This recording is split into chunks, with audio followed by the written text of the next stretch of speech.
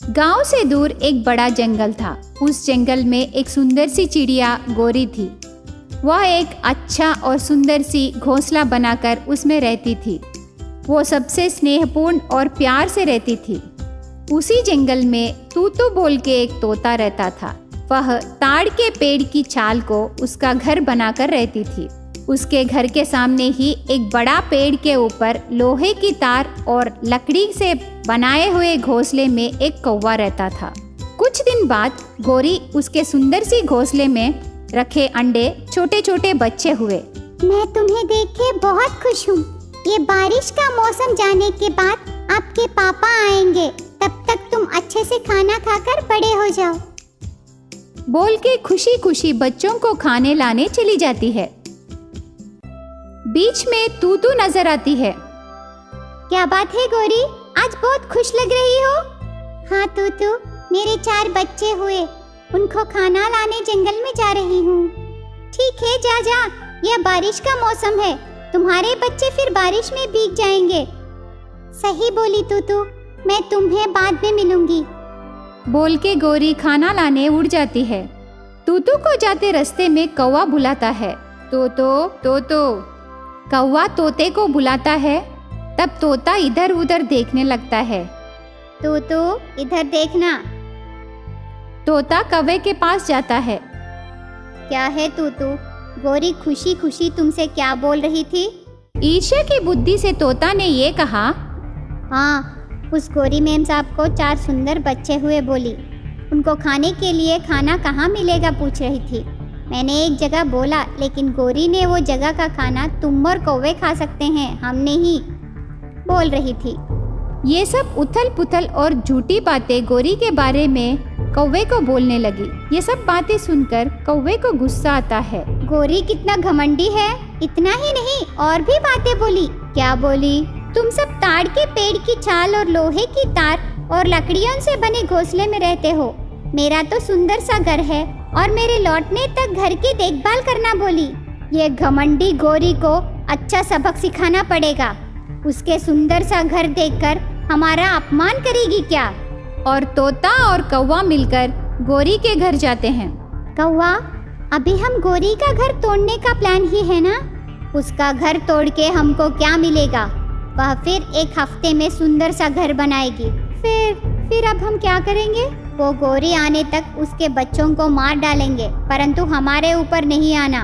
कल परसों गोरी का पति आएगा तो घर में बच्चे नहीं रहेंगे, तो गोरी को उसका पति छोड़ देगा और वो तब अकेली हो जाएगी और रोने लगेगी। बोलकर कौवे ने गोरी के 4 बच्चों को घोंसले से नीचे गिरा देती है, मगर उसमें से एक बच्चा पत्थर के ऊपर गिरकर फिसलकर नीचे गिर जाती है। उससे उसका एक पैर टूट जाता है। उससे वो रोने लगती है। माँ, माँ, मेरा पैर, मेरा पैर बोल के चिल्लाती है। इस राक्षस आनंद से कौवा और तोता उधर से चले जाते हैं। थोड़ी देर के बाद गोरी बच्चों को खाना लेकर घोंसले में आती है। उधर उसके बच्चे नहीं रहते हैं। मेरे बच्चे, मेरे बच्चे बोल के इधर उधर रोती हुई ढूंढती रहती है। तभी माँ का आवाज सुनकर बच्ची जोर जोर से चिल्लाती है। गोरी उसको देखकर पास जाकर उठाकर वापस घोंसले में रखती है।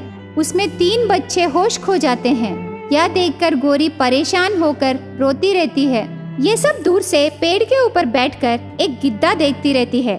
ये चिड़िया को फिर से बच्चे हुए, मतलब मुझे फिर से मनपसंद खाना मिल रहा है। गोरी बच्चों को घोंसले में रखकर रोती हुई बोलती है, बच्चे ये क्या हुआ तुमको? उसमें से एक बच्चा आंखें खोलकर देखने लगता है और गोरी उसको खाना खिलाती है। धीरे धीरे वो 3 बच्चे भी आंखें खोलते हैं। गोरी सबको खाना खिलाती है। धीरे धीरे सभी बच्चों में शक्ति आ जाती है। वैसे थोड़े दिन बीतने के बाद एक दिन बहुत बड़ा बारिश की वजह से गोरी का घोंसला पूरा नीचे गिर जाता है। तब गोरी उसके बच्चों को एक सुरक्षित स्थान पर ले जाकर रखती है। ये बारिश में मेरा घर बनाने के लिए बहुत समय लगता है, इसलिए मैं अपना मित्रों की सहायता से घर जल्दी बना लूंगी। ऐसा सोच के तूतू के पास जाती है। तूतू, एक बार बाहर आना, मुझे तुम्हारी सहायता की जरूरत है। क्या है गौरी? तोतू, ये बारिश की वजह से मेरा घर गिर गया।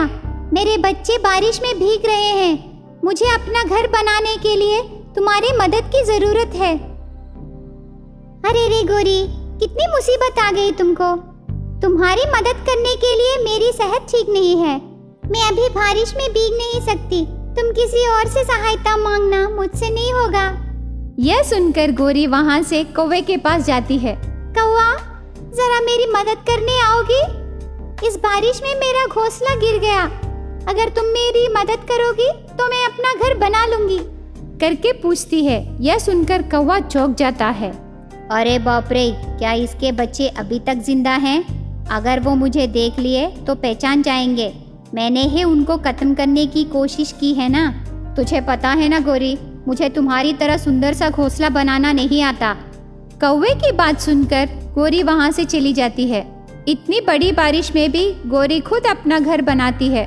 इस बीच गौरी की स्थिति गिद्दा दूर से देखकर उसके छिपे बच्चों के पास जाती है।